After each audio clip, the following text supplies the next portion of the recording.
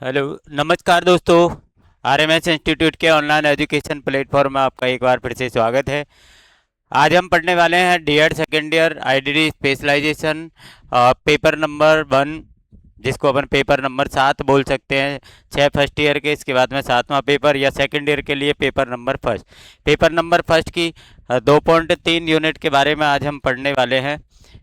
इसमें क्या है कि अपन को ज़्यादा थ्योरेटिकल चीज़ें हैं, तो थ्योरेटिकल चीज़ें अपन को पढ़नी पड़ेंगी। ठीक है ना, क्योंकि ये सिद्धांत है। ये क्या है? सिद्धांत है, जिसमें इनके अपन को दे रखा है। जैसे अपन को शैक्षणिक दार्शनिक जॉन डेवी है, किलपैट्रिक रूसो, उनकी शिक्षा के सिद्धांत और उद्देश्य। मतलब अपन को तीन जो है दार्शनिक हैं, ये जॉन डेवी और किलपैट्रिक रूसो, इन तीनों के क्या करने, शिक्षा के सिद्धांत और उनका उद्देश्य। ये दो चीज अपन को इन तीनों के बारे में पढ़ना है। ठीक है ना, ज़्यादा इसके अंदर आप मत पढ़ो। इन तीनों के बारे में थोड़ी थोड़ी सी नॉलेज रख लो कि इन्होंने कौन कौन से सिद्धांत, कैसा कैसा सिद्धांत दिया तीनों ने, और उसका उद्देश्य क्या था। उद्देश्य लगभग सबके सेम होते हैं, छोटा मोटा फर्क आता है, बाकी की सबके सेम होते हैं। तो अपन सबसे पहले जॉन डेवी जो है उसके बारे में अपन पढ़ने वाले हैं। जॉन डेवी को आधुनिक शिक्षा के किसी रॉक स्टार से कम नहीं है। स्कूल शिक्षा के प्रति उनके विचार, दृष्टिकोण उनके जीवन काल के दौरान क्रांतिकारी विचार थे और आज भी आधुनिक स्कूली शिक्षा के लिए मौलिक रूप से महत्वपूर्ण बने हुए हैं। इन्होंने क्या है कि अपने शिक्षा के प्रति क्रांतिकारी विचार दिए और ये रॉक स्टार माने जाते हैं शिक्षा के क्षेत्र में। तो इन्होंने कौन सा सिद्धांत जो है वो दिया। मेन चीज अपन को सिद्धांत की तरफ बढ़ना है कि सिद्धांत इन्होंने क्या दिया। यहाँ पर आपको दिया गया कि डेवी द्वारा प्रतिपादित शिक्षा के मुख्य उद्देश्य। उद्देश्य पढ़ने हैं आपको और एक सिद्धांत पढ़ना है। तो क्या क्या उद्देश्य थे? उन्होंने यहाँ पर उद्देश्य दिया कि सामाजिक दक्षता, कि यदि बच्चे को शिक्षित किया जाएगा, बच्चा अच्छी शिक्षा ग्रहण करेगा, तो समाज के अंदर उसका क्या होगा, उसकी व्यवस्था जो है, समाज की जो गतिविधियां हैं, समाज के साथ में व्यवहार है, उसमें वो दक्ष हो जाएगा, उसमें सक्षम हो जाएगा। तो ये बात सही है, सामाजिक जीवन उसका सही हो जाएगा। शिक्षा ही जीवन है, एक उन्होंने उद्देश्य बताया कि जीवन में शिक्षा का होना बहुत जरूरी है। जैसे अपन कहते हैं जल ही जीवन है, मतलब हमारे जीवन के लिए जल बहुत जरूरी है। उसी प्रकार हमारे जीवन के लिए इन्होंने कहा कि शिक्षा का होना बहुत जरूरी है। शिक्षा अनुभव है। शिक्षा से क्या है कि अपन अनुभव कर सकते हैं हर चीज़ को। जैसे अपन यदि अच्छी शिक्षा प्राप्त की है, तो आप जहाँ भी जा रहे हैं, जहाँ भी जिसके साथ बातें कर रहे हैं शिक्षा में, या आप अलग अलग अपने महापुरुषों के विचार और आदर्शों को मान रहे हैं, सुन रहे हैं, तो इसमें क्या है कि अपन को इससे अनुभव प्राप्त होता है। शिक्षा में अनुभव। इसके बाद अपन का शिक्षा को सिद्धांत और व्यवहार को जोड़ना चाहिए। शिक्षा के सिद्धांत और व्यवहार, इन दोनों को अपन को क्या करना चाहिए, जोड़ना चाहिए। इन्होंने बोला कि शिक्षा का उद्देश्य सैद्धांतिक और व्यवहारिक गतिविधियों के बीच संतुलन बनाना चाहिए। शिक्षा के सिद्धांत कैसे और हमारा व्यवहार कैसा है, समाज के साथ हमारा व्यवहार कैसा है, इन सब के अंदर एक बैलेंस होना चाहिए, एक संतुलन होना चाहिए। स्कूल पाठ्यक्रम पर डेवी ने कहा क्या? स्कूल पाठ्यक्रम पर इन्होंने कहा कि व्यापक पाठ्यचर्या कार्यक्रमों की आवश्यकता है और व्यक्ति के समग्र विकास पर जोर दिया जाना चाहिए, क्योंकि ये बौद्धिक और शैक्षणिक के समान ही महत्वपूर्ण है। इन्होंने ये कहा कि अपन को व्यक्ति की पढ़ाई के साथ साथ में व्यापक पाठ्यचर्या कार्यक्रमों के साथ साथ में हमें उसके समग्र विकास पर जोर देना चाहिए। मतलब व्यक्ति का विकास हर क्षेत्र में होना चाहिए, समग्र विकास उसका होना चाहिए, क्योंकि ये शिक्षा के समान ही क्या है, महत्वपूर्ण है। शिक्षक एक मार्गदर्शक और निर्देशक है, वह नाव चलाता है, लेकिन जो ऊर्जा लोगों को मिलती है वह उन लोगों से आनी चाहिए जो सीख रहे हैं। शिक्षक क्या है, एक मार्गदर्शक के रूप में काम करता है, बच्चे को अच्छा रास्ता दिखाता है। ठीक है ना, इसके बाद चलना काम किसका होता है, बच्चे का होता है, छात्र का होता है। शिक्षक केवल व्यक्तियों के प्रशिक्षण में नहीं बल्कि उचित सामाजिक जीवन निर्माण में भी लगा हुआ है। शिक्षक जो होता है केवल आपको शिक्षा का ही प्रशिक्षण नहीं देता है, वो समाज के निर्माण में भी अपना महत्वपूर्ण योगदान देता है। अब डेवी की शिक्षण पद्धति क्या थी, ये शिक्षण पद्धति अपन को पढ़ने हैं। डेवी की शिक्षण पद्धति उनके व्यवहारिक दर्शन पर आधारित है। उनका मानना है कि प्रत्यक्ष अनुभव ही सभी पद्धतियों का आधार है। उन्होंने क्या कहा कि व्यक्ति को, छात्र को जो भी शिक्षा ग्रहण कर रहा है उसको अपना प्रत्यक्ष अनुभव करना चाहिए। मतलब सामने कोई चीज हो, प्रत्यक्ष का मतलब है मेरे सामने, तो सामने जो चीज है उसका अनुभव करना चाहिए। ज्ञान ठोस एवं सार्थक स्थितियों से होता है। ज्ञान जो होता है वो ठोस और सार्थक स्थिति, इन दोनों से ही संपन्न हो पाता है। इसलिए ज्ञान बच्चों की सहज गतिविधियों से आना चाहिए। इसलिए जो ज्ञान है वो बच्चों की सहज मतलब आसान गतिविधि जो है उनसे ज्ञान प्राप्त होना चाहिए। डेवी की शिक्षण पद्धति बच्चे के जीवन से जुड़ी गतिविधियां करके सीखने के सिद्धांतों पर आधारित है। डेवी की जो शिक्षण पद्धतियां हैं वो बच्चे के जीवन से जुड़ी जितनी भी गतिविधियां हैं सब गतिविधियों के सीखने के सिद्धांतों के आधार पर रहती है। डेवी ने जिस परियोजना समस्या पद्धति की वकालत की उसमें बच्चे की रुचियां और उद्देश्य सबसे महत्वपूर्ण है। डेवी ने जिस परियोजना या समस्या पद्धति की जो वकालत की थी, मतलब जिसके बारे में बताया था, उसमें बच्चे की रुचियां, उन्होंने बच्चे की रुचियों को शामिल किया, बच्चे के उद्देश्यों को शामिल किया। अपनी समस्या परियोजना पद्धति के लिए डेवी ने निम्नलिखित 5 चरण आवश्यक बताए। ये 5 चरण उन्होंने आवश्यक बताए। कौन कौन से? विद्यार्थी के पास अनुभवों की वास्तविक स्थिति होनी चाहिए। विद्यार्थी के पास अनुभवों की ओरिजिनल स्थिति, ओरिजिनल कंडीशन उसके पास होनी चाहिए। इस स्थिति से एक वास्तविक समस्या उत्पन्न होनी चाहिए और बच्चे की सोच को उत्तेजित करना चाहिए। इससे क्या होगा? इस स्थिति से एक वास्तविक समस्या उत्पन्न होगी और वास्तविक समस्या से बच्चे की सोच को उत्तेजित किया जाना चाहिए। बच्चे की सोच को बढ़ाना है।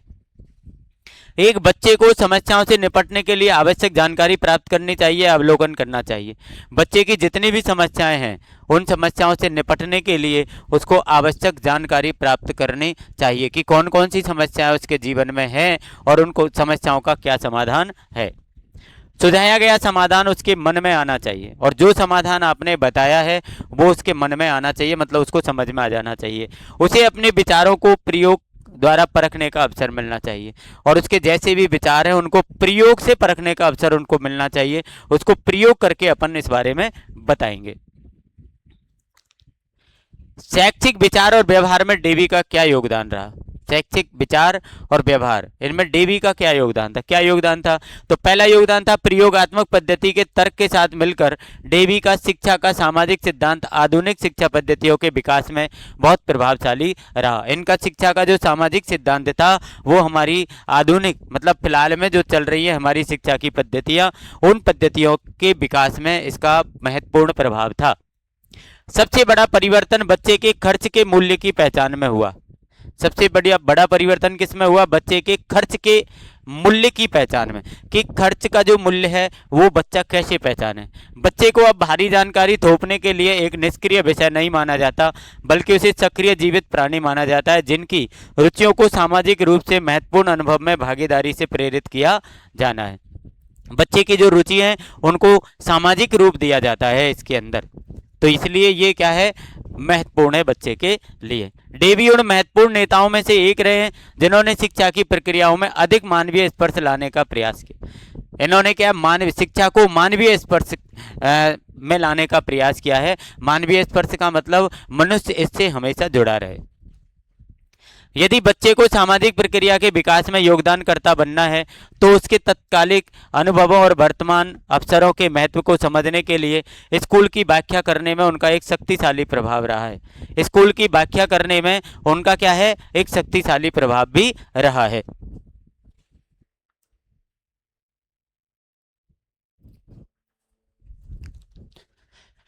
स्कूल में विविध प्रकार की गतिविधियों पर उनका आग्रह उनकी शिक्षा के सामाजिक सिद्धांत का एक अन्य पहलू है। उनकी स्कूल की जो विविध प्रकार की गतिविधियां हैं, अनेक प्रकार की जो गतिविधियां हैं, उनका आग्रह उनके शिक्षा के सामाजिक सिद्धांत का एक पहलू है। शिक्षा का सामाजिक सिद्धांत का क्या है? एक पहलू है। मतलब सामाजिक सिद्धांतों में शिक्षा का होना जरूरी है। कहने का मतलब सीधा यह है। वाद्य प्रयोग की व्यावहारिक पद्धति सभी प्रकार के रहस्यवाद, पारलौकिकता और निरपेक्षता के विरुद्ध प्रतिक्रिया करती है। वाद्य प्रयोग की जो व्यावहारिक पद्धति है ये सभी प्रकार के जितने भी प्रकार के हमारे रहस्यवाद या पारलौकिकता और निरपेक्षता के जो सिद्धांत हैं इनके विरुद्ध प्रतिक्रिया करती है, ये ऐसा डेवी ने कहा। शिक्षा दर्शन में डेवी का सर्वोच्च योगदान वैज्ञानिक लोकतांत्रिक मानवतावाद का सिद्धांत है, और सबसे बड़े योगदान के रूप में यदि माने तो डेवी का सबसे बड़ा योगदान है वैज्ञानिक लोकतांत्रिक मानवतावाद का सिद्धांत। शिक्षा में विज्ञान की प्रयोगात्मक पद्धति के व्यापक उपयोग की वकालत करने में डेवी बिल्कुल सही है। शिक्षा में विज्ञान की प्रयोगात्मक पद्धति के व्यापक उपयोग की वकालत करने में डेवी बिल्कुल सही है। डेवी ने क्या किया कि विज्ञान की जो प्रयोगात्मक पद्धति थी इसका इन्होंने विस्तार से उपयोग किया। विस्तार से प्रयोग किया मतलब व्यापक प्रयोग किया। किलपैट्रिक के बारे में अपन यहाँ पर पढ़ेंगे अब। तो किलपैट्रिक ने रटकर याद करने और कठोर पाठ्यक्रम से दूर रहने और इसे एक पाठ्यक्रम से बदलने के डेवी के दृष्टिकोण का समर्थन किया। बाल केंद्रित दृष्टिकोण वह पारंपरिक तरीकों से ज्ञान प्राप्त करने पर जोर देने वाली 10 समिति के प्रमुख आलोचक थे। किलपैट्रिक ने स्कूल को न केवल एक बौद्धिक उद्देश्य बल्कि एक सामाजिक उद्देश्य भी पूरा करते देखा। उन्होंने यहाँ पर आपको बताया कि रटकर हमको जो कोई चीज़ याद करते हैं या कठोर पाठ्यक्रम जो है, जो चीज़ आपको समझ में आ ही नहीं रही है सिलेबस में से, उससे दूर रहने का जो सिद्धांत था उसके जो डेवी ने उसका दृष्टिकोण दिया था तो उसका समर्थन किलपैट्रिक ने किया है। और क्या कहा है कि बाल केंद्रित दृष्टिकोण होना चाहिए, ऐसा दृष्टिकोण होना चाहिए जो बच्चे की समझ में आसानी से आ जाए। किलपैट्रिक के लिए शिक्षा सामग्री की महारत के माध्यम से बच्चे के संज्ञानात्मक विकास के बजाय उसके सामाजिक विकास के बारे में थी। संज्ञानात्मक मतलब ज्ञान के विकास के बजाय उन्होंने सामाजिक विकास पर भी जोर दिया। इसका मतलब यह है कि मन का कोई महत्व नहीं था, जोर सोचना सीखने पर था, न कि क्या सोचना है पर ध्यान केंद्रित करना। शिक्षा के साथ साथ में उन्होंने सामाजिक विकास को भी इसमें जोड़ दिया था। अब उनकी एक प्रोजेक्ट विधि है, ये अपन को पढ़नी है, ठीक है ना। किलपैट्रिक की प्रोजेक्ट विधि के बारे में अपन को पढ़ना है। क्या थी प्रोजेक्ट विधि? किलपैट्रिक की प्रोजेक्ट पद्धति व्यवहार मनोविज्ञान और प्रगतिवाद का मिश्रण है। व्यवहार मनोविज्ञान और प्रगतिवाद, इन दोनों का क्या है, मिला जुला रूप है। इसमें विद्यार्थियों के व्यवहार को देखा जाना व्यवहारिक था, लेकिन बाल केंद्रित शिक्षा पर ध्यान केंद्रित करने में यह प्रगतिशील भी था। बाल केंद्रित शिक्षा, आपको पता है बाल केंद्रित शिक्षा पर किलपैट्रिक ने जोर दिया है और इस पर ध्यान केंद्रित करने के लिए ये प्रगतिशील भी था। कैसे? इसमें 4 चरण आपको दिए गए हैं।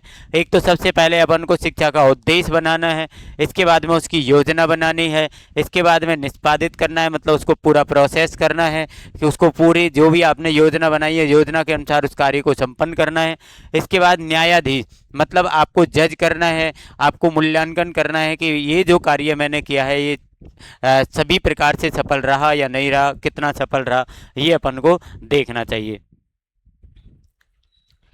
इसके बाद परियोजना की परिभाषा। परियोजना क्या होती है? आपसे डायरेक्ट पूछ ले कि परियोजना क्या होती है, तो अपन को लिखना है कि एक परियोजना एक सामाजिक परिवेश में आगे बढ़ने वाली संपूर्ण उद्देश्यपूर्ण गतिविधि है। परियोजना क्या है? सामाजिक परिवेश में आगे बढ़ने की एक योजना है। परियोजना किसको कहेंगे? सामाजिक क्षेत्र में हम जो आगे बढ़ते हैं उस आगे बढ़ने की एक क्या है? योजना है। एक परियोजना एक समस्याग्रस्त कार्य है जिसे उसके प्राकृतिक चयन में पूरा किया जाता है। एक परियोजना क्या है? समस्याग्रस्त कार्य है, समस्या वाला कार्य है परियोजना, जिसे उसके प्राकृतिक चयन में पूरा किया जाता है। और पूरा किया जाता है उसको, लेकिन कैसे पूरा किया जाता है? प्राकृतिक चयन मतलब जिस प्रकार हमने योजना बनाई है उसी प्रकार चल करके हम उसको क्या करते हैं? पूरा करते हैं। एक परियोजना वास्तविक जीवन का एक अंश है जिसे स्कूल में आयात किया गया है। एक परियोजना जो है वो वास्तविक जीवन का एक भाग है, एक अंश है जिसे स्कूल में आयात किया गया है। जिसे स्कूल में आयात का मतलब स्कूल में अपनाया गया है। ये सबकी अलग अलग परिभाषा है, आप 1-2 परिभाषा याद कर लो। एक परियोजना गतिविधि की एक इकाई है जिसमें विद्यार्थियों को योजना और उद्देश्य के लिए जिम्मेदार बनाया जाता है।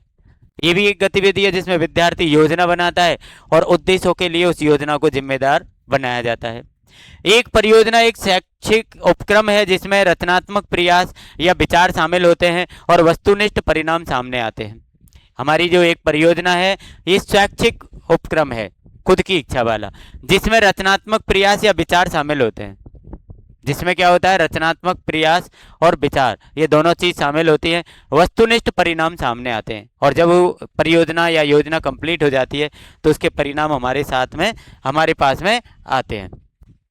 अब परियोजना के प्रकार कौन कौन से, जैसे अपन रचनात्मक परियोजना, इस प्रकार की परियोजना में वस्तु निर्माण करना है, मॉडल बनाना है, कुआं खोदना है, नाटक खेलना है, ऐसे व्यवहारिक और भौतिक कार्य किए जाते हैं रचनात्मक में। सौंदर्य संबंधी, इसमें आप समझ गए, जैसे संगीत कार्यक्रम है, किसी चीज का सौंदर्यीकरण करना, सुंदरता करना, और कविताओं की सराहना करना, ये सब इसके अंदर आएंगे। समस्याग्रस्त परियोजना, इस प्रकार के प्रोजेक्ट में विद्यार्थियों में अपने अनुभवों के माध्यम से समस्या समाधान की क्षमता का विकास होता है। अपन को समस्याग्रस्त परियोजना में क्या करना है, बच्चों की जितनी भी समस्याएं हैं उन समस्याओं का क्या करते हैं, हम समाधान करते हैं। ड्रिल प्रोजेक्ट, ये छात्रों के कौशल और ज्ञान में महारत हासिल करने के लिए है।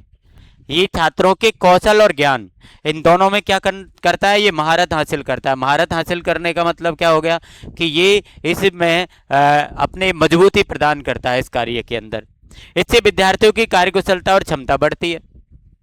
उदाहरण दिया गया है इसमें, जैसे गायन में, तैराकी में अभ्यास कराने के लिए इस कार्यक्रम का प्रोजेक्ट लिया जा सकता है। यदि आपको किसी को संगीत सिखाना है, उसकी अभ्यास कराना है, तैरना सिखाना है, उसको अभ्यास कराना है। अन्य प्रकार इसके हो गए व्यक्तिगत और सामाजिक परियोजनाएं। व्यक्तिगत परियोजना में जैसे आपके प्रत्येक छात्र की रुचि है, क्षमता है, दृष्टिकोण है, आवश्यकताओं के अनुसार समस्या का समाधान है, ये सारी चीजें इसमें शामिल होती हैं। समूह परियोजनाओं में समस्या का समाधान कक्षा में विद्यार्थियों के समूह द्वारा किया जाता है, या सामाजिक नागरिकता गुण और सह क्रियाशीलता का विकास होता है, ये सामाजिक के अंदर अपन का आता है। सरल और जटिल परियोजना, सरल और जटिल परियोजना में छात्र एक समय में केवल एक ही काम को पूरा करते हैं, वे काम को एक ही विषय और एक ही क्षेत्र पर केंद्रित करते हैं। सरल और जटिल मतलब इसके अंदर क्या होता है, आपको एक ही योजना बनाई जाती है, एक ही कार्य सौंपा जाता है, और उसी कार्य या तो उसी क्षेत्र में आपको काम करना होता है। अब परियोजना विधि के सिद्धांत क्या है, परियोजना विधि के सिद्धांत क्या है, सिद्धांतों को देखिए उद्देश्य पूर्णता का सिद्धांत। अपन को पता है कि परियोजना, जो अपन की कोई भी योजना परियोजना आपने बनाई है, वो उद्देश्य पूर्ण होनी चाहिए। मतलब आपको उसको पूरा करने के प्रति एक आपका कोई ना कोई उद्देश्य होना चाहिए, और उस उद्देश्य को पूरा करने के लिए आप उस योजना को आगे बढ़ाएंगे। एक उपयोगिता का सिद्धांत, उपयोगिता का सिद्धांत मतलब जो भी प्रोजेक्ट आप विद्यार्थियों के लिए बनवा रहे हैं, जो भी परियोजना, जो भी योजना हमने तैयार कर रहे हैं, वो या तो विद्यार्थियों के लिए या हमारे समाज के लिए, परिवार के लिए उपयोगी होनी चाहिए, बिना या तो दुरुपयोगी या अनुपयोगी नहीं होनी चाहिए। स्वतंत्रता का सिद्धांत, विद्यार्थियों को इसमें क्या है, अपनी इच्छा से, अपने मन से, ठीक है ना, अपनी रुचि से अपन को विषय चयन करने की पूरी स्वतंत्रता देनी चाहिए, कि भाई आप अपना टॉपिक खुद चुन सकते हो, और उस टॉपिक पर ही अपन को क्या करना है, परियोजना या योजना तैयार करनी है। गतिविधि का सिद्धांत, गतिविधि का सिद्धांत है कि अपन को जो भी छात्र के द्वारा जो भी टॉपिक का चयन किया गया है, उस टॉपिक के अनुसार अपन को एक्टिविटी करनी होती है, गतिविधि करनी होती है, और उस गतिविधि के द्वारा ही आप उसके उद्देश्य को प्राप्त कर सकते हो। वास्तविकता का सिद्धांत, वास्तविकता मतलब प्रोजेक्ट जो है, हमारी योजना जो है, वो हमारे समाज और विद्यार्थी इनकी जीवन से संबंधित होना चाहिए, और ये जीवन में वास्तविकता से जुड़ा होना चाहिए। सामाजिक विकास का सिद्धांत, इसमें क्या है, हमारे समाज का विकास भी होना चाहिए। और योजना का सिद्धांत, इसमें पहले से अपन कोई चीज़ की योजना बनाएंगे, और इसके बाद में उसका हम समाधान ढूंढेंगे कि भाई इसको कब, क्यों, कैसे इसको संपन्न किया जा सकता है, ये अपन का योजना का सिद्धांत होता है। अब परियोजना पद्धति का प्रतिमान, इसके निम्नलिखित चरण है। पहला चरण क्या है, परिस्थिति का निर्माण। सबसे पहले तो अपन को जब भी हम कोई भी प्रोजेक्ट या कोई भी योजना बनाएं, तो सबसे पहले एक कंडीशन क्रिएट करनी है अपन को, मतलब एक परिस्थिति बनानी है। परिस्थिति का मतलब आज हम कौन से क्षेत्र में या कौन से टॉपिक पर काम कर रहे हैं, या किस टॉपिक के बारे में अपन को ज्ञान प्राप्त करना है, तो एक हमको परिस्थिति बनानी है ना, कंडीशन बनानी है कि हम उस पॉइंट पे पहुंच जाएं, ठीक है ना। समस्या का चयन, इसके बाद में अपन को क्या करना है, अपन की समस्या का चुनाव करना है कि हमारी वास्तविक रूप से समस्या क्या है, ठीक है। इसके बाद अपन को समस्या का पता चल गया। इसके बाद अपन को क्या बनानी है, योजना बनानी है कि भाई इस समस्या का समाधान मैं किस प्रकार कर सकता हूँ। तो योजना बना ली आपने। इसके बाद में निष्पादन, मतलब उस योजना के अनुसार मुझे काम करना है कि जिस प्रकार मैंने योजना बनाई है तो स्टेप बाय स्टेप उस योजना के लिए मैं आगे काम करूंगा, प्रोसेस करूंगा। और जब योजना मेरी समाप्त हो जाएगी तो 5वें नंबर पर मैं क्या करूंगा, उसका मूल्यांकन करूंगा। उसको देखूंगा कि भाई मैंने जिस उद्देश्य से इस योजना को लागू किया था या अपनाया था वो उद्देश्य मेरा पूरा हो रहा है या नहीं हो रहा है। रिपोर्टिंग और रिकॉर्डिंग, रिपोर्टिंग और रिकॉर्डिंग ये परियोजना का क्या होता है, लास्ट चरण होता है। इसमें अपन को कार्य के प्रत्येक चरण की सूचना दी जाती है। मतलब आपने योजना जब से शुरू की और एंड तक आपको प्रत्येक चरण का इसमें ब्यौरा देना पड़ेगा कि पहले चरण में मैंने इस योजना के अंदर ये काम किया, दूसरे में ये काम किया, तीसरे में ये काम किया। तो ये आपका रिपोर्टिंग और रिकॉर्डिंग वाला अंतिम चरण होता है। अब परियोजना विधि के लाभ क्या हैं? लाभ देखिए, ये छात्र केंद्रित गतिविधि आधारित पद्धति है। ये छात्र पर ही केंद्रित होती है, छात्र के लिए ही होती है। छात्र अपनी आवश्यकता, दृष्टिकोण, रुचि, क्षमता के अनुसार सीखने की प्रक्रिया में पूरे मन से शामिल होते हैं। छात्र जो हैं अपनी आवश्यकता और दृष्टिकोण, रुचि, क्षमता इन सब के आधार पर अनुसार ही सीखने की प्रक्रिया में ये क्या करते हैं, पूरे मन से शामिल हो जाते हैं। यह विधि विद्यार्थियों की जीवन स्थिति से संबंधित है। यह विधि जो है विद्यार्थियों की जीवन की जो स्थिति है उससे संबंधित है। यह विधि विद्यार्थियों में समस्या समाधान की क्षमता विकसित करती है।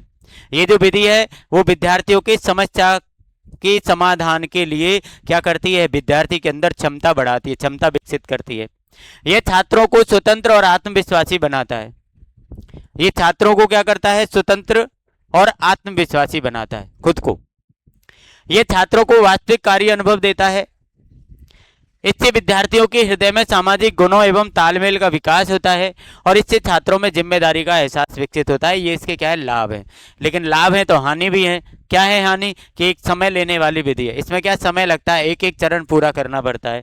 बहुत महंगा तरीका है। बिल्कुल यह निम्न वर्गों के लिए लागू नहीं है, छोटे वर्गों के लिए इस विधि को लागू नहीं किया जाता है।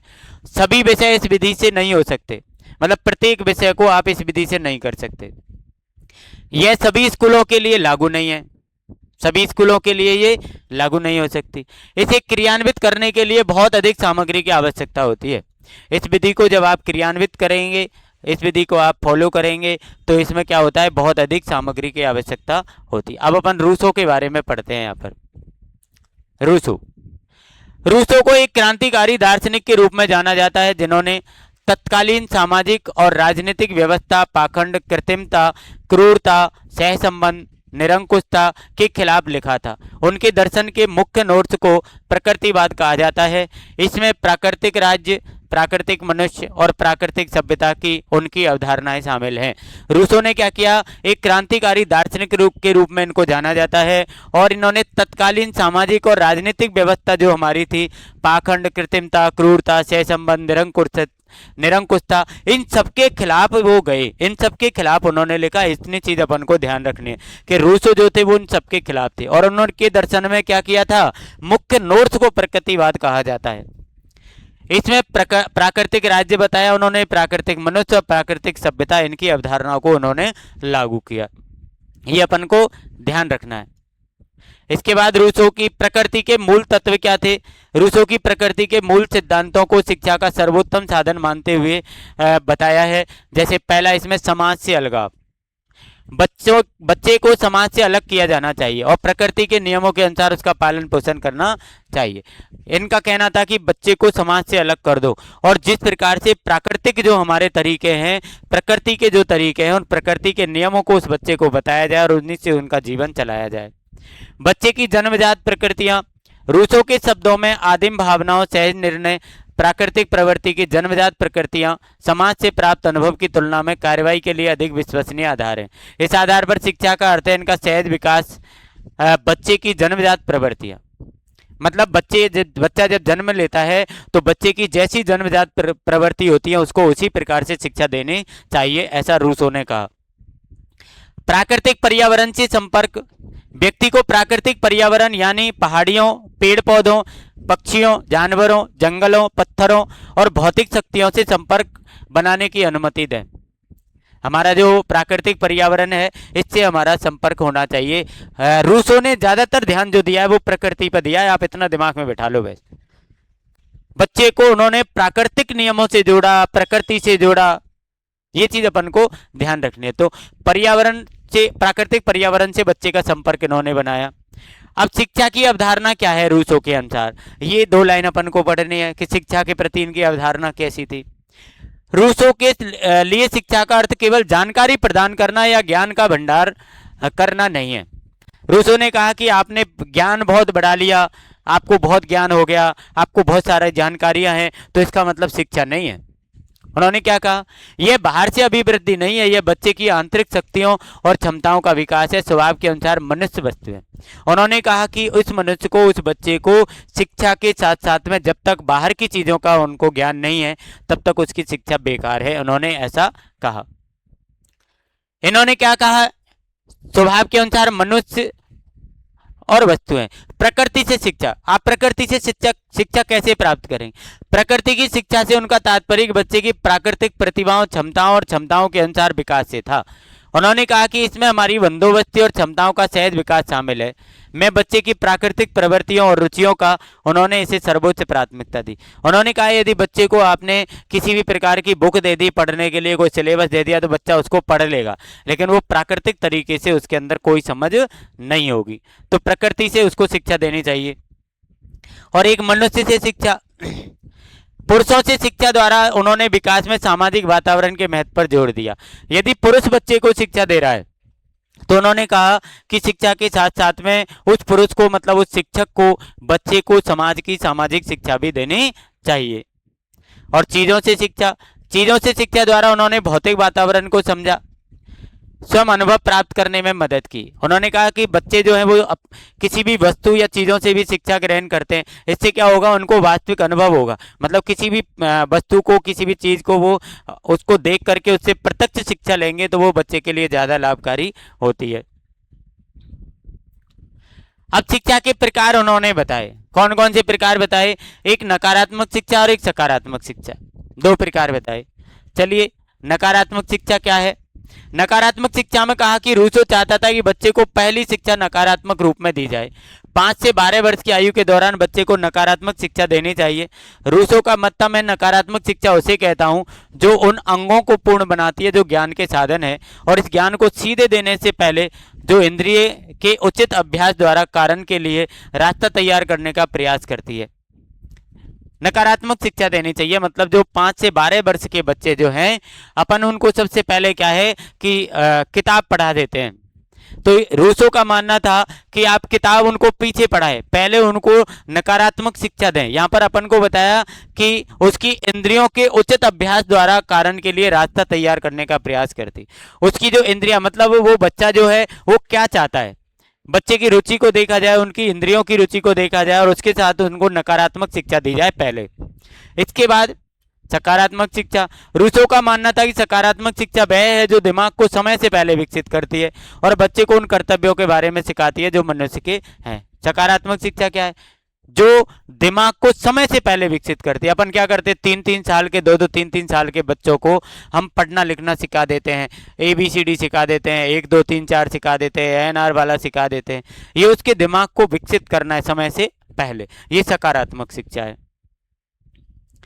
अब रूसो की शिक्षा के उद्देश्य क्या थे?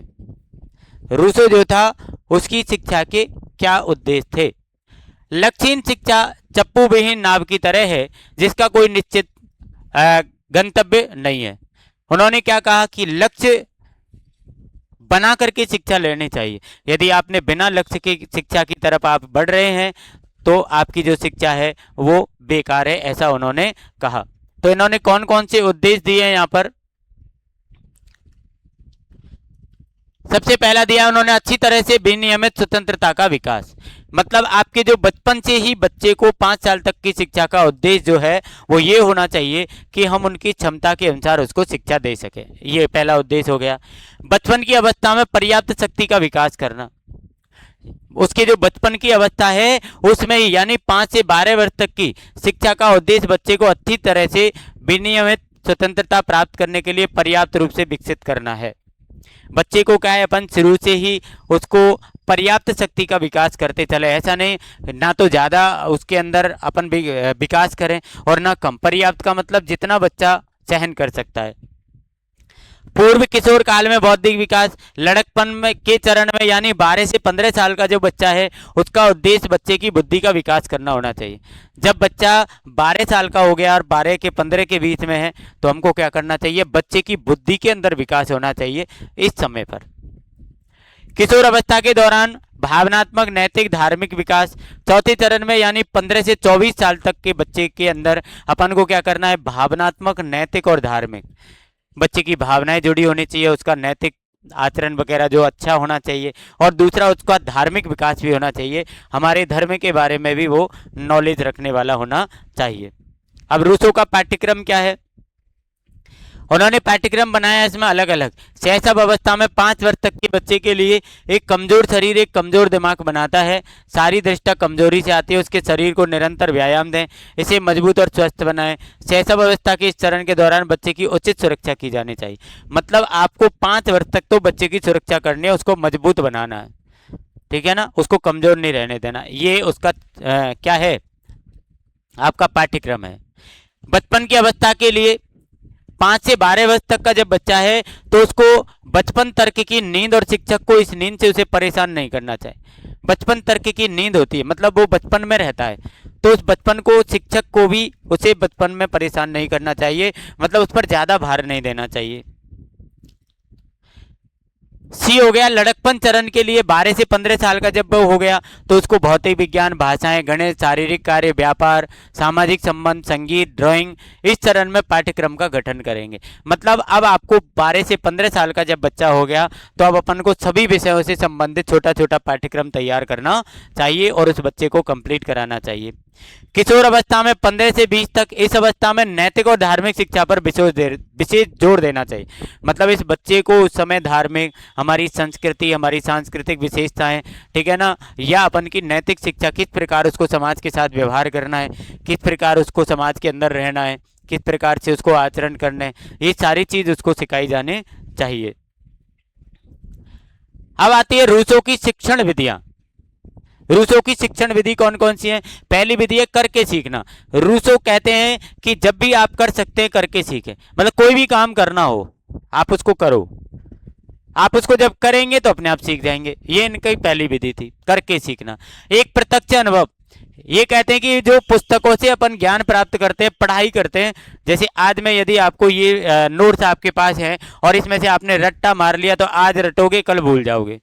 पुस्तकों की पढ़ाई को भूला जा सकता है लेकिन जो व्यक्ति प्रत्यक्ष अनुभव करता है उसको भूला नहीं जा सकता, वो स्थायी होता है।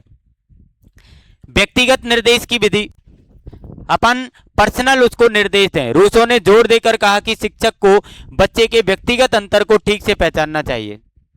बच्चे के व्यक्तिगत अंतर को क्या करना चाहिए? पहचानना चाहिए कि उसका व्यक्तिगत अंतर कैसा है। एक ह्यूरिस्टिक विधि, इस विधि में बच्चे को एक खोजकर्ता की स्थिति में रखा जाता है। मतलब बच्चा खुद खोज करता है कि उसको क्या सीखना है और खुद जब खोज करता है तो वो अपने आप उस चीज के बारे में सीख जाता है, तो खोजकर्ता बना दो इसको। अगली विधि है उदाहरण उपदेश से बेहतर। आप उपदेश दे रहे हो तो उपदेश से वो बच्चा ज्यादा कुछ नहीं सीख पाएगा, लेकिन आप यदि उसको उदाहरण के द्वारा किसी चीज को समझाओगे तो उसको कोई चीज जल्दी समझ में आ जाती है।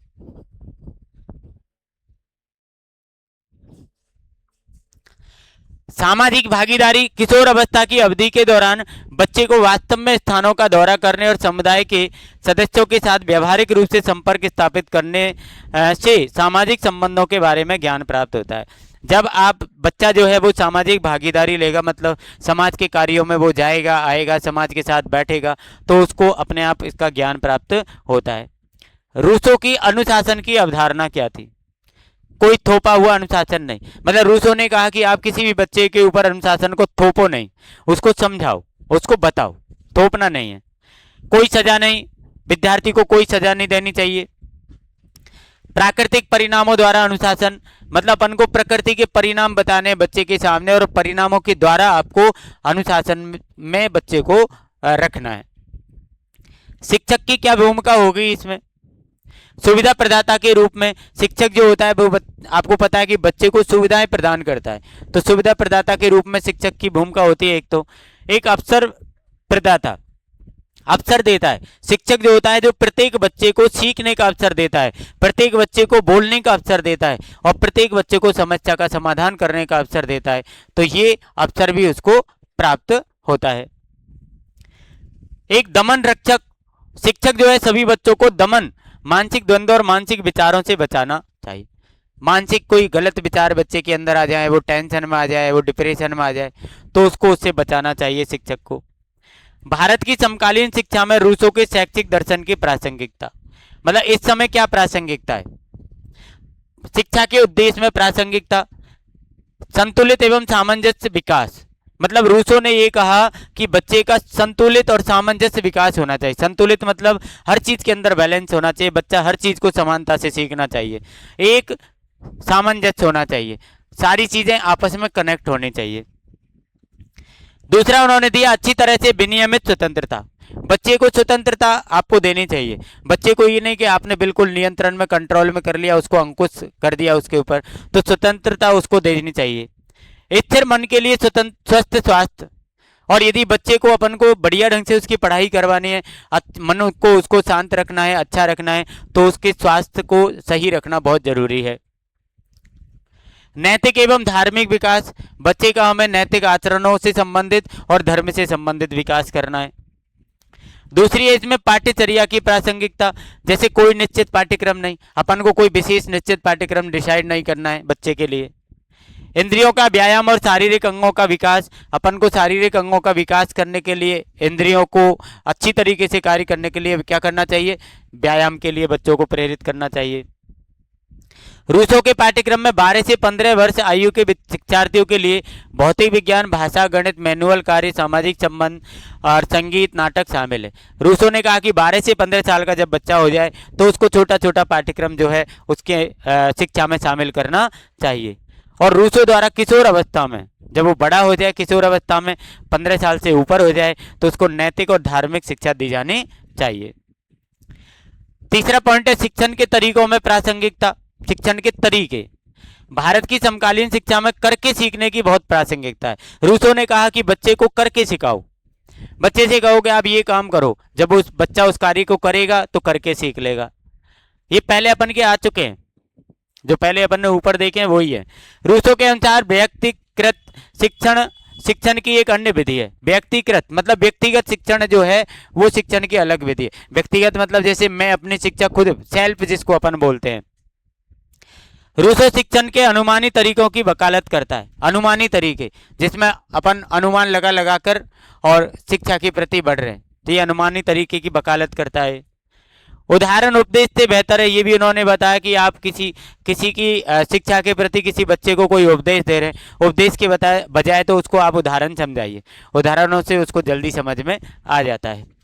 अनुशासन की प्रासंगिकता, अनुशासन बच्चे को डिसिप्लिन में रखना है, उसको अपन स्वतंत्र छोड़ सकते हैं, उसकी एक्टिविटी पर अपन ध्यान रख सकते हैं कि बच्चा डिसिप्लिन के अंदर रह रहा है या नहीं रह रहा है। अनुशासन के खिलाफ था, थोपे गए अनुशासन के खिलाफ, ये ऊपर आ चुका है। दबाव देकर आपको अनुशासन में नहीं बनाना है। रूसों का अनुशासन कहता है कि व्यवहार में सुधार के लिए बच्चे को कोई सजा नहीं देना, बच्चे को आप सजा नहीं दोगे कोई भी, ना ही कोई अनुशासन उसके ऊपर थोपोगे, ये कोई भी काम अपन को नहीं करना है। शिक्षक की भूमिका की प्रासंगिकता, शिक्षक की क्या भूमिका है इसके अंदर, उसकी प्रासंगिकता अपन इसके अंदर देखेंगे। रूसों ने कहा कि शिक्षा में शिक्षक की भूमिका एक सुविधा प्रदाता की होती है, मतलब जो शिक्षक होता है वो बच्चों को क्या करता है, सेवा प्रदाता होता है। शिक्षक शिक्षा से संबंधित जो सेवाएं हैं उनको वो प्रदान करता है। रूसों की शिक्षा में अवसर प्रदाता शिक्षक की एक अन्य भूमिका है। रूसों की शिक्षा में अवसर प्रदाता शिक्षक की एक क्या है, अन्य भूमिका है। मतलब वो क्या करता है, शिक्षा में अवसर प्रदान करता है बच्चे को, कौन, शिक्षक। रूसों के शैक्षणिक दर्शन की सीमाएं, सीमाएं मतलब उसके नुकसान क्या क्या हैं। असामाजिक मनोवृत्ति, शिक्षक रूसो जो थे, उनकी जो बच्चों की शिक्षा देने का जो तरीका था, वो समाज के प्रभाव और अच्छाई पर कोई विश्वास नहीं था उनको। समाज के प्रति वो क्या थे, मनोवृत्ति उनकी असामाजिक थी। एक महिला शिक्षा, उन्होंने क्या है, महिलाओं की साहित्यिक शिक्षा सभी के लिए नासूर है। महिलाओं की शिक्षा के प्रति भी उनकी क्या है कि विचार सही नहीं थे। ये भी एक क्या था, उनकी कमी थी। सकारात्मक गुणों का बहुत कम महत्व, उन्होंने नकारात्मक शिक्षा पर जोर दिया। ये आपको पता है, शुरुआत में उन्होंने कहा कि बच्चे को नकारात्मक शिक्षा दी जानी चाहिए। कोई उच्च आदर्श नहीं, उनकी शिक्षा के अंदर कोई उच्च आदर्श यहाँ पर नहीं दिया गया ऊंचा। अनुशासन का दोषपूर्ण सिद्धांत, अनुशासन के बारे में उन्होंने कहा कि बच्चे पर अनुशासन थोपना नहीं चाहिए। ये आपकी 2.3 के अंदर था। 2.4 में भारतीय शैक्षणिक दार्शनिक गांधी। अब वो तो देखिए भारतीय नहीं थे, विश्व के थे। यहाँ पर अपन भारतीयों के बारे में पढ़ेंगे। कौन कौन है? गांधी, अरविंदो, रविंद्रनाथ टैगोर और विवेकानंद। उनके शिक्षा के सिद्धांत और उद्देश्य, इनके बारे में अपन को यहाँ पर पढ़ना है। तो सबसे पहले अपन पढ़ेंगे महात्मा गांधी का शैक्षिक दर्शन। किसके बारे में पढ़ेंगे? सबसे पहले महात्मा गांधी का। एम के गांधी को आने वाले समय के लिए मानव जाति के सबसे महान शिक्षक के रूप में जाना जाता है। ये क्या है? आध्यात्मिक उत्थान के पैगंबर थे। इनको शिक्षा के क्षेत्र में बड़ा ऊंचा स्थान दिया गया है, बहुत ऊंचा स्थान दिया गया है। गांधी का शैक्षणिक दर्शन गतिशील और यथार्थवादी है। शिक्षा पर गांधी जी का दृष्टिकोण वास्तव में समाज के साथ साथ पूरे देश की भलाई के लिए सभ्य था। इन्होंने बच्चों को जो शिक्षा के लिए जो दृष्टिकोण रखा था, वो समाज के साथ साथ में पूरे देश की भलाई करने वाला सिद्धांत था। अब इनके सिद्धांत के बारे में अब आगे पढ़ेंगे अपन। इनकी शिक्षा का उद्देश्य क्या था? इन्होंने दो तरीके के उद्देश्य बनाए, एक तो तत्काल लक्ष्य और एक परम लक्ष्य। तत्काल लक्ष्य का मतलब जिसको तुरंत प्राप्त किया जा सकता है। परम लक्ष्य मतलब जो आपका सबसे बड़ा लक्ष्य, जो दीर्घकालिक है, मतलब आगे जाकर आपको मिलेगा। अब शिक्षा के तत्कालिक उद्देश्य कौन कौन से होते हैं? जैसे आजीविका का उद्देश्य, भाई हम पढ़ लेंगे या कोई काम कर लेंगे, अपन तो काम कर लेंगे तो हमारा जीवन चल जाएगा। संपूर्ण विकास का उद्देश्य, शिक्षा से क्या है, बच्चे का, व्यक्ति का पूरा कंप्लीट विकास जो है होता है। सांस्कृतिक उद्देश्य, बच्चे को एक संस्कृति के बारे में ज्ञान प्राप्त हो जाता है।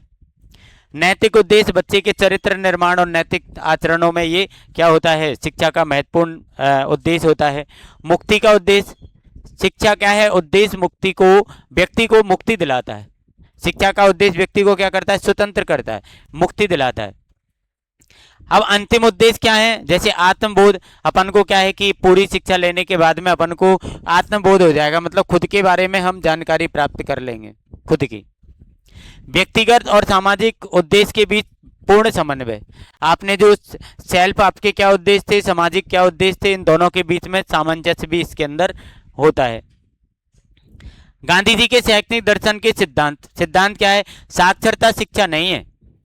यदि आप साक्षर हैं, आपने साक्षरता प्राप्त की है, तो आपने शिक्षा ग्रहण की, गांधी जी ग्रहण नहीं की, क्योंकि बालक का सर्वांगीण विकास शिक्षा से होता है। सभी मानवीय गुणों का विकास शिक्षा से क्या होता है? बच्चे के, व्यक्ति के प्रत्येक मानवीय गुण का क्या होता है? विकास होता है। व्यक्ति का सामंजस्यपूर्ण विकास, और व्यक्ति का शिक्षा से क्या होता है? सामंजस्य, मतलब सबके साथ में संबंध बनाकर, एक कॉम्बिनेशन बना करके वो पूरा विकास करता है।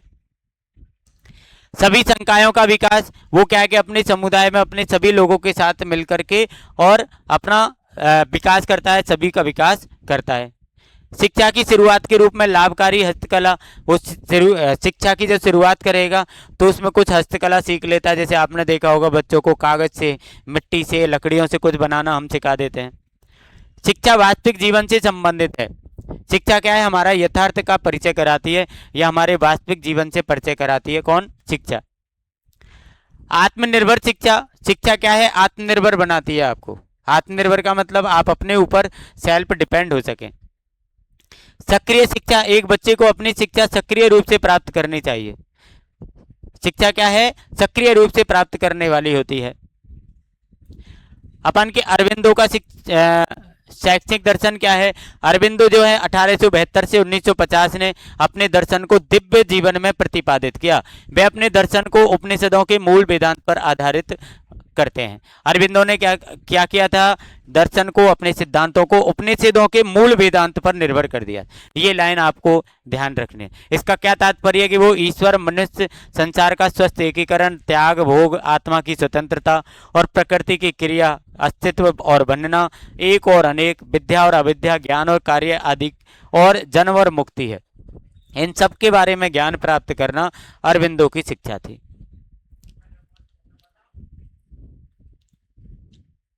अब अपन पढ़ेंगे अरविंदो की शिक्षण के सिद्धांत कौन कौन से। अरविंदो शिक्षण के सिद्धांत कौन कौन से हैं। कुछ भी सिखाया नहीं जा सकता। अरविंदो शिक्षण का सिद्धांत क्या है कि सच्चे शिक्षण का पहला सिद्धांत यह है कि कुछ भी सिखाया नहीं जा सकता। शिक्षक कोई प्रशिक्षक या टास्क मास्टर नहीं है। शिक्षक क्या है, कोई प्रशिक्षक या टास्क मास्टर नहीं है, जो आपको एक सहायक और मार्गदर्शक होता है। मतलब शिक्षक केवल आपको सहायता प्रदान करता है और आपका एक मार्गदर्शक होता है। मन के विकास में उससे परामर्श लेना होगा। मन के विकास के लिए अपन को क्या करना होगा, शिक्षक से परामर्श लेना होता है। परामर्श ले सकते हैं आप, लेकिन शिक्षक आपको मजबूत बना दे, आपको ज्ञान देने की गारंटी दे दे, ऐसा नहीं है।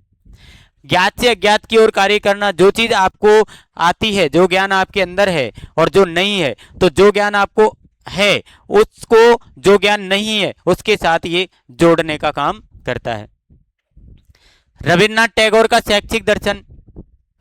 रविन्द्रनाथ टैगोर का शैक्षिक दर्शन पढ़ेंगे अब।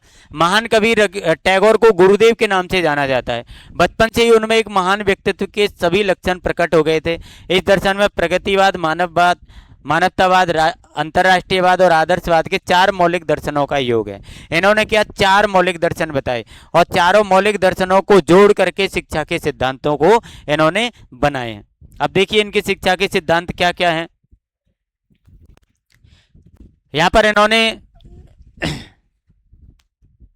शिक्षा के सिद्धांत दिए हैं एक आदर्शवादी के रूप में। उनका मानना है कि मनुष्य को अंतिम सत्य के लिए जीना चाहिए जो जन्म और मृत्यु के चक्र से मुक्त करता है।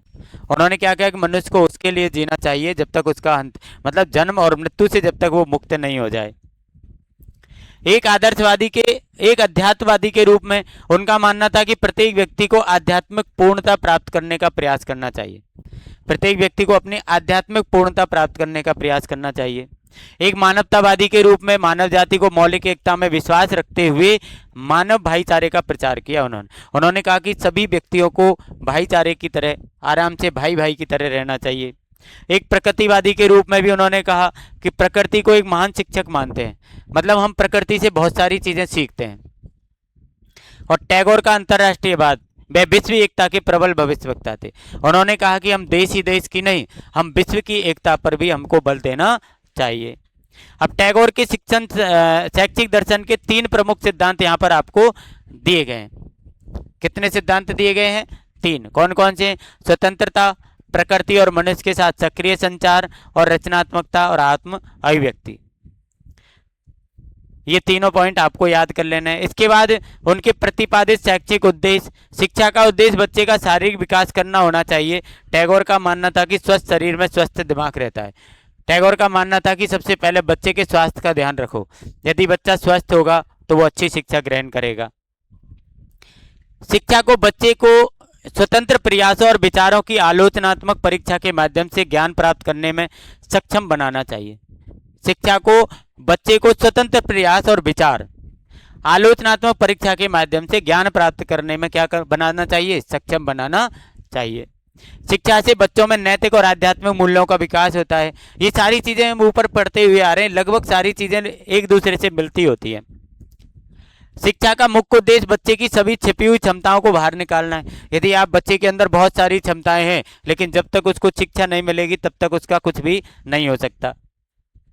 शिक्षा को शिक्षकों के साथ साथ व्यक्तियों में भी आत्म अनुशासन पैदा करना चाहिए। शिक्षा को शिक्षकों के साथ साथ बच्चों में भी क्या करना चाहिए? आत्म अनुशासन पैदा करना चाहिए। शिक्षा का लक्ष्य आंतरिक स्वतंत्रता, आंतरिक शक्ति और आत्मज्ञान की प्राप्ति होना चाहिए। शिक्षा का जो लक्ष्य होना चाहिए वो आपका क्या होना चाहिए? आंतरिक स्वतंत्रता, बच्चे के अंदर की स्वतंत्रता, आंतरिक शक्ति और आत्मज्ञान। शिक्षा को बच्चों को न केवल प्रभावी किसान, क्लर्क या शिल्पकार बनने के लिए प्रशिक्षित करना चाहिए बल्कि उन्हें पूर्ण मनुष्य के रूप में भी विकसित करना चाहिए। अपन को शिक्षा को क्या है, अपन को ऐसे नहीं कि आपने किसी को प्रभावी किसान बना दिया, क्लर्क बना दिया या शिल्पकार बना दिया, बस अपन को क्या करना चाहिए? मनुष्य को एक पूर्ण रूप में विकसित करना चाहिए। शिक्षा का उद्देश्य विद्यार्थियों और शिक्षकों में समाज सेवा की भावना का विकास होगा। अब अपन का जो विवेकानंद का दर्शन है, आपको पता है विवेकानंद जी एक क्या थे, एक समाज सुधारक थे और एक शिक्षक भी थे, और एक शिक्षक के साथ साथ में अपने वेदों का, अपने ज्ञान का प्रचार करने वाले थे और भारत के देशभक्त पैगंबर माने जाते हैं। अपन को इनके जन्म के बारे में ध्यान रखना है थोड़ा सा। 1863 में कलकत्ता में इनका जन्म हुआ है। इन्होंने शिक्षा का क्या अर्थ दिया, ये अपन को 2 लाइन पढ़नी है। विवेकानंद ने कहा कि वह शिक्षा जो आम जनता को जीवन के संघर्ष के लिए तैयार होने में मदद नहीं करती, जो चरित्र की ताकत, परोपकार की भावना और शेर का साहस नहीं लाती, क्या वह शिक्षा सार्थक है? वास्तविक शिक्षा वह है जो व्यक्ति को अपने पैरों पर खड़ा होने में सक्षम बनाती है। इन्होंने कहा कि जो शिक्षा हमारे चरित्र को नहीं बना सकती, परोपकार की भावना नहीं ला सकती, शेर जैसी बहादुरी नहीं ला सकती, वो शिक्षा बेकार है। इन्होंने कहा वास्तविक शिक्षा वो है जो मनुष्य को अपने पैरों पर क्या करती है, खड़ा करती है। क्या उद्देश्य है इसका, अपन को ये उद्देश्य पढ़ने। आत्मविश्वास और आत्मबोध का निर्माण, बच्चे के अंदर सेल्फ कॉन्फिडेंस जागृत करती है शिक्षा, और आत्मबोध मतलब खुद के बारे में जानने का मौका देती है। चरित्र का निर्माण करती है शिक्षा, ये अपन को खूब पता है। व्यक्तित्व का विकास करती है, अपने व्यक्तित्व का विकास होता है। मन की सेवा, अपने मन की क्या है, सेवा करने का प्रयास भी शिक्षा के द्वारा ही होता है। क्यों? क्योंकि आपको पता है मनुष्य में ईश्वर की सेवा करने का क्या होता है, एक भाव होता है। सार्वभौमिक भाईचारे को बढ़ाना, समाज के अंदर वो रहेगा तो भाईचारे की भावना से वो रहेगा। जीवन के व्यावहारिक पहलुओं को ध्यान में रखने का उद्देश्य, जीवन में उसके जो व्यावहारिक चीज़ें हैं, यदि वो शिक्षित है अच्छी प्रकार से तो अपने व्यावहारिक पहलुओं का ध्यान रखेगा। शारीरिक और मानसिक विकास उसका होगा, क्योंकि शारीरिक विकास जब तक नहीं होगा तब तक मानसिक विकास नहीं हो सकता। नैतिक एवं आध्यात्मिक विकास का उद्देश्य उसका क्या है, नैतिक आचरण भी उसके अच्छे होंगे और आध्यात्मिक विकास भी उसका अच्छा होगा। आध्यात्मिक विकास मतलब वो अपने धार्मिक चीज़ों से जुड़ेगा। विविधता में एकता, चाहे वो कितनी भी विविधता में रहे लेकिन वहाँ भी वो एकता खोज लेता है। धार्मिक विकास का उद्देश्य है, अपन को पता है धर्म के बारे में, वेदों के बारे में जानकारी लेगा वो। शिक्षा में शिक्षक और छात्र की भूमिका क्या है, शिक्षा में शिक्षक और छात्र की भूमिका क्या है? विवेकानंद के अनुसार त्याग की भावना रखने वाला व्यक्ति अपने आदर्श उदाहरण से बच्चों को प्रभावित कर सकता है, अपने विद्यार्थियों से प्रेम कर सकता है, उनकी कठिनाइयों के प्रति सहानुभूति रख सकता है, उनकी आवश्यकताओं, क्षमताओं और रुचियों के अनुसार शिक्षा दे सकता है, उनके आध्यात्मिक विकास में योगदान दे सकता है। मतलब जो शिक्षा होती है ये हमारे सभी प्रकार से क्या होती है, हमारे जीवन को सुधारने का प्रयास करती है। जैसे हमारी आवश्यकता है, हमारी क्षमता है, हमारी रुचि, इसके अनुसार जो शिक्षक है वो हमको क्या देता है, शिक्षा देता है। विवेकानंद का शिक्षा दर्शन क्या है, यहाँ पर आपको दिया गया कि ज्ञान व्यक्ति के भीतर रहता है। आप व्यक्ति के, किसी भी व्यक्ति को कोई भी ज्ञान दे रहे हैं तो वो ज्ञान उसके भीतर है, लेकिन उसको केवल अपन को क्या करना है, निकालना है। बच्चा अपना विकास स्वयं करता है। आपको पता है बच्चे को मार्गदर्शन चाहिए, इसके बाद वो अपना जो डेवलपमेंट है, विकास है, वो अपने आप करने की शक्ति रखता है। बच्चे की प्रकृति और आवश्यकता के अनुसार शिक्षा, बच्चे की कैसी प्रकृति है, कैसा उसका नेचर है, उसके और कैसी उसकी आवश्यकता है, उसी के अनुसार हमें उसको शिक्षा देनी चाहिए। एकाग्रता की क्षमता ही शिक्षा का सार है। अपन को क्या है कि बच्चे के अंदर एकाग्रता का भाव जागृत करना चाहिए, वो शिक्षा के अलावा किसी चीज़ की तरफ उसका ध्यान नहीं जाए। इन्होंने पाठ्यचर्या के बारे में भी बताया है कि इन्होंने पाठ्यक्रम में क्या क्या चीज़ यूज होनी चाहिए। तो अपन को जो भी चीज़ इन्होंने जिस पर बल दिया है वो आपको पाठ्यक्रम में शामिल हो जाएगी। जैसे आपने इसमें दिया धार्मिक है, दर्शन है, उपनिषद है, संतों की संगति है, उनकी उपदेशों की सिफारिश है, भौतिक उन्नति समृद्धि के लिए उन्होंने खेलों के साथ साथ भाषा, भूगोल विज्ञान, राजनीति विज्ञान, अर्थशास्त्र, मनोविज्ञान, कला, कृषि, औद्योगिक और तकनीकी विषयों की सिफारिश की। ये सारी चीज़ें उन्होंने पाठ्यचर्या में शामिल करने की बात की। शिक्षा के तरीके, किस प्रकार से आप शिक्षा को प्राप्त कर सकते हो, उसकी क्या क्या विशेषताएं हैं, ये अपन को यहाँ पर देखने हैं। योग अभ्यास द्वारा क्षणभंगुर और मानसिक शक्तियों को नियंत्रित किया जा सकता है, योग के अभ्यास के द्वारा। एकाग्रता और गहन ध्यान द्वारा मन का विकास किया जा सकता है।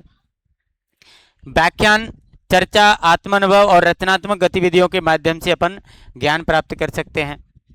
बुद्धिमान एवं स्पष्ट समझ वाले शिक्षकों की गुणों एवं चरित्र का अनुकरण करना, अपन के जो शिक्षक हैं उनके कैसे कैसे गुण हैं, हम उनका क्या कर सकते हैं, अनुसरण कर सकते हैं। शिक्षक द्वारा व्यक्तिगत मार्गदर्शन के माध्यम से बच्चे को सही रास्ते पर ले जाना, शिक्षक क्या है, उनका व्यक्तिगत मार्गदर्शन करेगा और उनको सही रास्ते पर ले जाएगा। विवेकानंद के विचारों के प्रमुख निहित अर्थ क्या है? इसमें तीन है आपके, अपने स्वामी के प्रति प्रेम, राष्ट्र के प्रति प्रेम और व्यक्तिगत विश्वास। जो आपका इसमें पहला दिया गया आपको आधुनिक शिक्षा के आधार।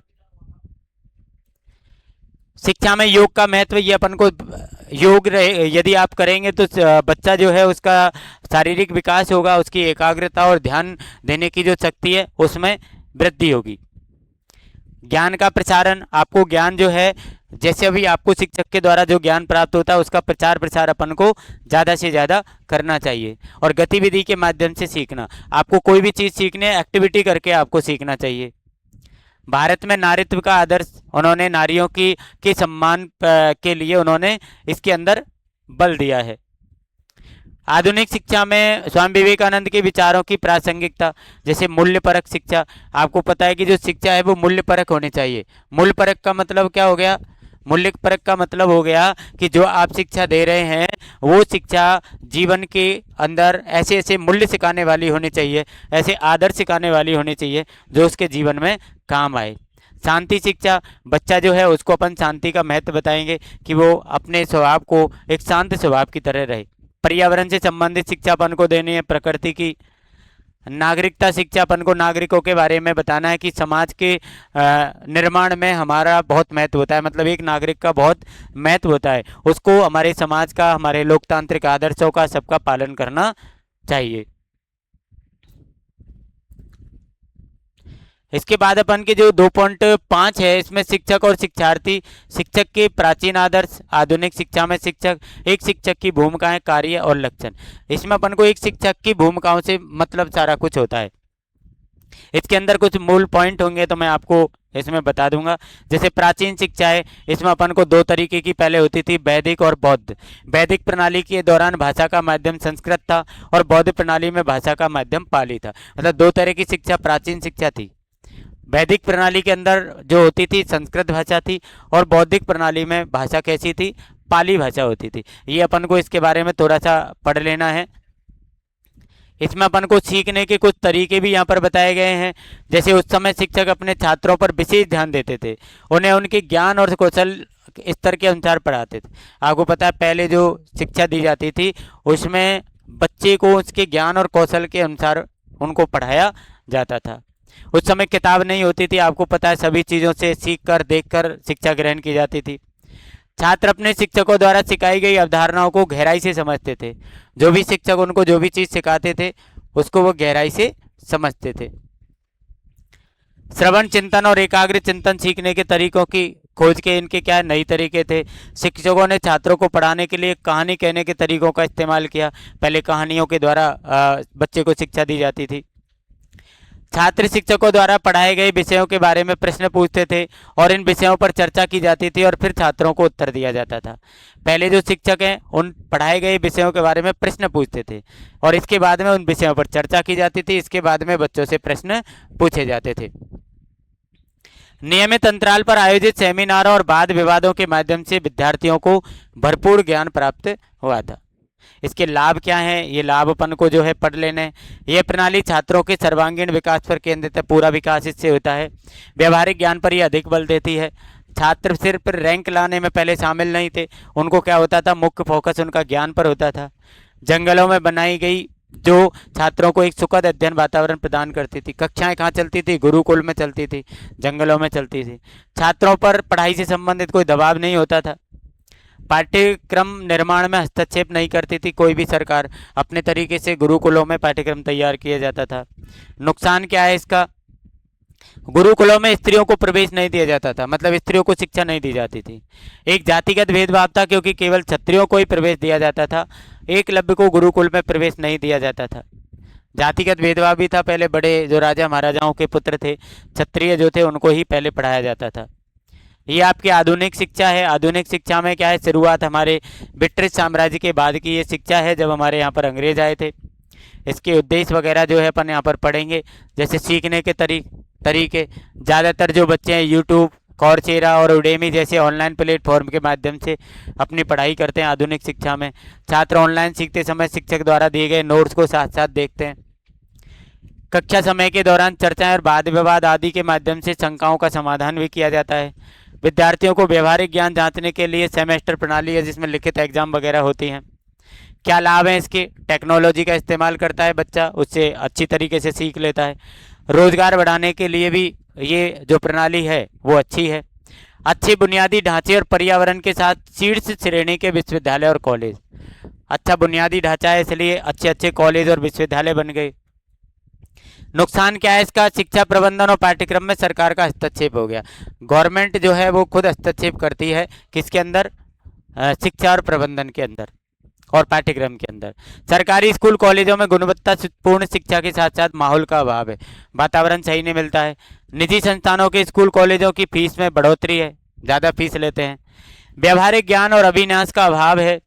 फीस में वृद्धि के कारण गरीबी रेखा से नीचे रहने वाला परिवार शिक्षा का खर्च नहीं उठा सकता है। जो ज़्यादा गरीब है वो उसका शिक्षा का खर्च नहीं उठा पाते हैं।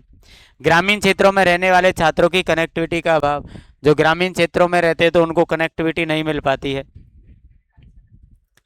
ये अपन का क्या है 2.5 यूनिट के अंदर था, ये आपका पूरा कंप्लीट हो गया। इसको आप एक बार और देख सकते हैं, ठीक है ना। और अब पेपर नंबर 1 से संबंधित कोई भी टॉपिक आपका यहाँ पर नहीं रहा है तो इसको आप पढ़ लें आराम से। Thank for your support and best of luck for your bright future. Thank you.